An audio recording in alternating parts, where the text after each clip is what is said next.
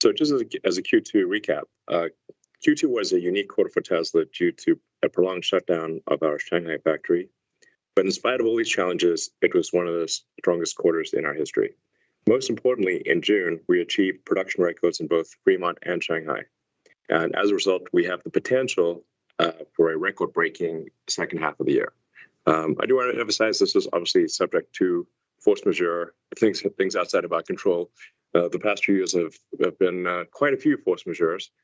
And it's been kind of supply chain hell for several years. Credit to our awesome Tesla supply chain team for overcoming insanely difficult challenges. Huge thanks to the Tesla Shanghai factory team who sacrificed a lot to get the factory back up and running in June and achieve a record output. So also making good progress with production ramp with Berlin. We achieved an important milestone of 1,000 cars a week in June, and we're expecting our Giga Texas to exceed the 1,000 vehicle per week milestone hopefully in the next few months. To be clear, we're currently making the cars with the 2170 cells, and Drew Becklino will address some of the 4680 questions later in this call.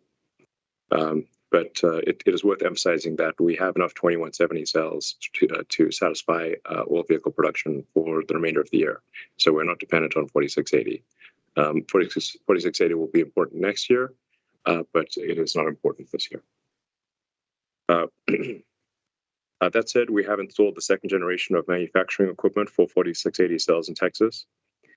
And even at our established factories like Fremont and Shanghai, we continue to expand capacity.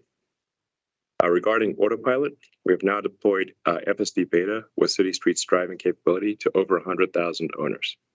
They're very happy with the capabilities of the system, and will continue to improve it every week. We've now driven over 35 million miles with Fsd Beta. That's more autonomous miles than any company we're aware of. I think probably it might be more than all other companies combined. And that mileage is growing exponentially. With regard to manufacturing and technology, about 5 or 6 years ago, we said we wanted to become the best manufacturer in the world, and that is somewhat counterintuitively to some people what will actually be, I think, our strongest competitive advantage. We're super pro manufacturing here at Tesla, and in general, we want to encourage other companies to be super pro manufacturing, and in general, I think it is a very important thing to do. We need to make stuff and make it efficiently, and that's manufacturing. So we've made a lot of advancements in manufacturing processes, as we now show in the shareholder deck. Thanks to the large castings, we make the world's largest castings. We reduced body welding robot count by 70% per unit of capacity in Austin and Berlin. So that's call it roughly a body shop that is roughly 3 times smaller than would normally be the case. And I should say it's also lighter, cheaper, and has superior noise, vibration, and harshness. So it's good on every level. But this journey is not over. We'll bring another level of simplicity and manufacturing improvements with Cybertruck, and future products that we're not quite ready to talk about now, but I think will be very exciting to unveil in the future.